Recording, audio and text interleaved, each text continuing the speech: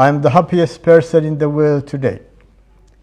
The historic address on the recognition of the Republic of Somaliland.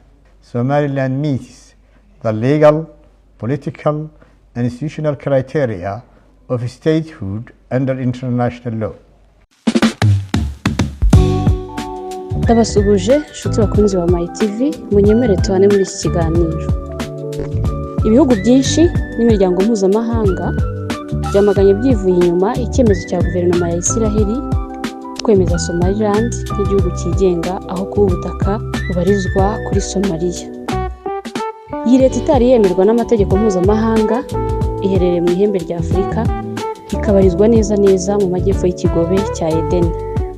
Somaliland ihana imbibi na Djibouti mu majyaruguru y'uburengerazuba na Ethiopia mu majyepfo n'iburengerazuba, naho mu burasirazuba hari Somalia. Imibare igaragaza ko muri iki gihugu gituwe na miliyoni 6.2 kigakoresha ishiringi rya Somaliland. Umurwa mukuru wacyo ni Hargeisa. Hanyuma perezida wacyo ni Dr. Abdirahman Mohamed Abdallah. Ubundi ibi byatangiye bite? Somaliland yari agace ka Somalia kuva mu 1960, hanyuma byaje bite ngo itangire kwiyumva nk'igihugu cyigenga?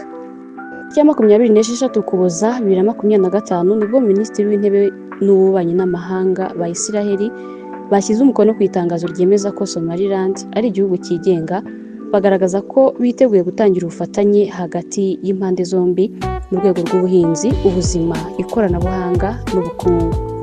Minisitiri w'Intebe wa Isiraheli Benjamin Netanyahu yahamagaye ku murongo wa telefone perezida wa Somaliland Dr. Abdirahman Mohamed Abdallah amushimira imiyoborere ye nuko yiyemeje guharanira umutekano n'amahoro, anamusaba kuzasura Isiraheli mu gihe kiri imbere.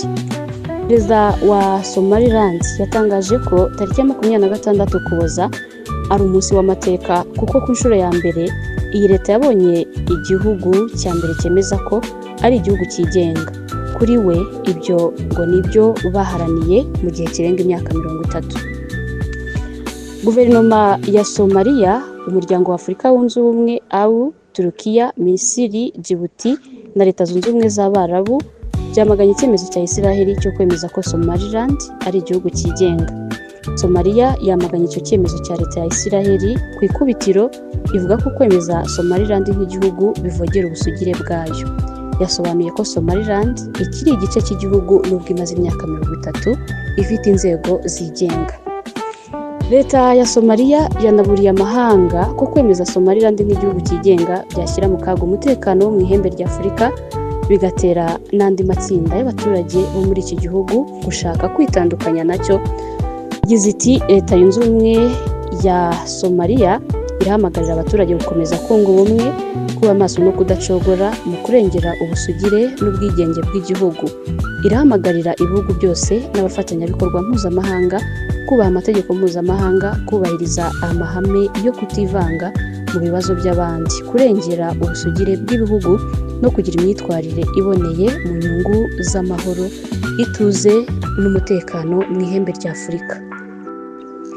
AU yongeye gushimangira politike yayo imaze igihe yo kubahiriza imbibi zaciwe mu gihe cy'ubukoloni, ivuga ko kwemeza Somaliland nk'igihugu cyigenga bigamije gusenya ubumwe bw'abaturage no kuvogera ubusugire bwa Somalia. Umuryango w'Abarabu wo, umuryango w'ibihugu bya Isilamu ndetse n'umuryango w'ibihugu byo mu kigobe GCC nayo yamaganye icyemezo cyo kwemeza Somaliland nk'igihugu cyigenga, isobanura ko ari igikorwa kinyuranyije n'amategeko mpuzamahanga kandi gishobora guhungabanya umutekano w'akarere.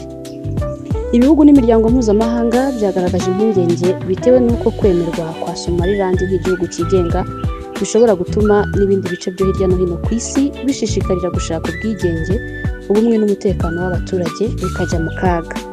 Somaliland yo ivuga ko ikibazo cyayo cyihariye. Iyi leta yiyometse kuri Somalia mu 1960 ubwo yigobotoraga ubukoloni bw'Abongereza. Kubera imvururu zaranze Somalia mu myaka yakurikiyeho, zatumye abo muri Somaliland bashaka kongera kuba bonyine mu 1969. Mu 1980 abo muri Somaliland bashinjaga leta ya Somalia kubatoteza baremye umutwe witwaje intwaro wa SNM cyangwa se Somali National Movement wari ugamije guhangana n'ubutegetsi bwa Siad Barre kugira ngo yemere ku butaka bwabo busubirana ubwigenge. Mu 1991 uyu mutwe cyangwa se SNM wakuyeho ubutegetsi bwa Barre itangaza ubwigenge bwa Somaliland. Kuva ubwo yubatse inzego zayo za politike n'imiyoborere, inzego z'umutekano zayo, igira n'ifaranga ryayo. Icyaburaga muri iyi myaka ishize ni ukwemerwa n'ibihugu by'igihugu cyigenga. Mu myaka ishize Somaliland yari ituwe n'abaturage miliyoni 6.25. Umusaruro mbumbe wayo wageze kuri miliyari 4.28 z'amadolari y'Amerika. Ku mpuzandengo amafaranga umuturage wayo yinjiza ku mwaka ni amadolari 912. Muri rusange Somalia yari ituwe n'abaturage miliyoni 19 mu mwaka ushize. Umusaruro mbumbe wayo wari miliyari 11.9 z'amadolari, mu gihe umuturage yinjije amadolari 629.5 ku mpuzandengo. Abayobozi ba Somaliland uko bagiye basimburana bavuze ko kwemerwa ku rwego mpuzamahanga nk'igihugu cyigenga ari ngombwa kugira ngo ibyagezweho byose byemerwe n'amategeko mpuzamahanga agenga ubusugire n'ubwigenge bw'ibihugu. Mu gihe Somaliland itemerwa nk'igihugu, ntishobora kuba umunyamuryango w'imiryango mpuzamahanga nka Loni cyangwa se guhabwa inguzanyo n'ibigo by'imari mpuzamahanga nka Banki y'Isi n'ikigega mpuzamahanga cy'imari. Ibi bikayibuza amahirwe yo kubona inkunga z'iterambere, gukurura ishoramari rituruka hanze no kwinjira neza mu bucuruzi mpuzamahanga. Kutemerwa mu mategeko mpuzamahanga bituma abashoramari b'abanyamahanga batinya, kuko baba babona ibikorwa byabo bishobora kujya mu kaga bitewe n'uko baba bakorera ku butaka butishingiwe.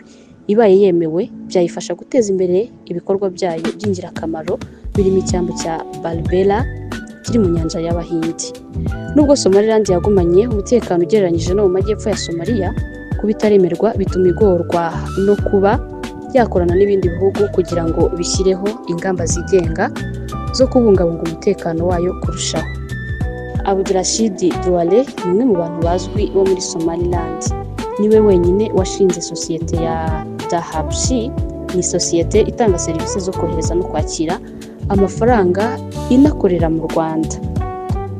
Ndabashimiye cyane kuri iki kiganiro, ndabashimiye cyane gutera inkunga ibiganiro bitandukanye My TV Rwanda ibagezaho.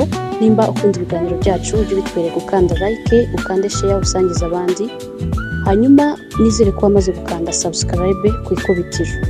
Ikirenze kuri ibyo, jya uduha comment kugira ngo tumenye ibyo twongeramo urusheho kunogerwa. Hanyuma kandi ukande no kukazogera kugira ngo ikiganiro dushyizeho ujye uba uwa mbere ukibona, hanyuma uhite ugikurikira udacikanywe. Ndabashimiye cyane. Bismillahirrahmanirrahim. I am the happiest person in the world today.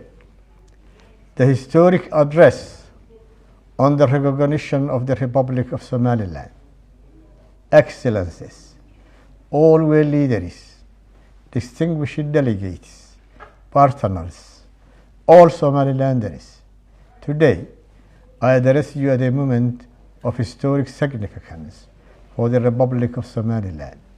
After more than 3 decades of peaceful self-governance, constitutional order, and democratic practice, Somaliland has received its first formal international recognition as a sovereign and independent state. This development affirms an objective reality that has long existed. Somaliland meets the legal, political, and institutional criteria of statehood under international law. I express my wholehearted appreciation to the State of Israel for its brave decision, which reflects both historical continuity and confidence in Somaliland's demonstrated commitment to peace, stability, and responsible governance. Somaliland's journey has been defined not by conflict, but by reconciliation, not by external intervention, but by indigenous peace building, and not by instability, but by sustained institutional development. Our people rebuild their state through dialogue, constitutional process, and rule of law. We give assurance that Somaliland's recognition is not directed against any state, nor does it impose a threat to regional peace. On the contrary, clarity of status contributes to stability. A recognized Somaliland strengthens cooperation, enhances security, and supports economic integration in the Horn of Africa and the Red Sea region. Regarding Somalia, we confirm that the peoples of Somaliland and Somalia share deep bonds of history, culture, faith, and economic interdependence. However, the shared ties do not require political unification under a single state. On the contrary, history has shown that previous trail of unity resulted in instability, injustice, and long-lasting harm. Somaliland has voluntarily joined the Somali Republic with its counterpart Somalia, but those arrangements failed, and the name of Somali Republic is not anymore in the recent constitutions of neither Somaliland nor Somalia. The lesson of that experience is clear. The pursuit of a unity that no longer exists risks prolonging division rather than healing it. So our people in Somaliland chose a different path, which is grounded in peace, self-determination, and responsibility. The Republic of Somaliland therefore believes that the most constructive path forward lies in accepting political realities, avoiding zero-sum narratives, and focusing instead on healing past wounds and advancing shared interests. As a sovereign neighbors, Somaliland and Somalia can operate more effectively in peace, trade, security, and regional development. To our regional partners, neighboring countries, and international community, we firmly assure you that recognition of Somaliland is not a threat, not an act of hostility, and not a source of regional tension. Somaliland has been and will continue to be a responsible and a constructive actor committed to peace, cooperation, and shared development. To our partners in the Arab and Muslim world, we wish to state clearly that Somaliland is a Muslim nation, deeply rooted in Islamic values of moderation, justice, and coexistence. Our foreign policy is guided by balance, respect, and adherence to international norms. Somaliland's recognition does not represent alignment against an Islamic nation or community. Somaliland remains committed to peaceful coexistence, constructive diplomacy, and mutually respectful relations with all neighboring countries and UN members in accordance with the principles of sovereignty, territorial integrity, and international law. To the United Nations, African Union, IGAD member countries, the League of Arab States, the Organization of Islamic Cooperation, and the Commonwealth and international partners, we reaffirm Somaliland's readiness to be admitted to a full membership in all international and regional organizations to fulfill the responsibilities that such membership entails. Somaliland respectfully invites member states and international institutions of the above-mentioned organizations to engage with Somaliland because of facts, international law, and shared interests. This moment represents not an end, but a historical and a responsible beginning, guided by cooperation, regional integration, multilateralism, and shared commitment to peace. Thank you.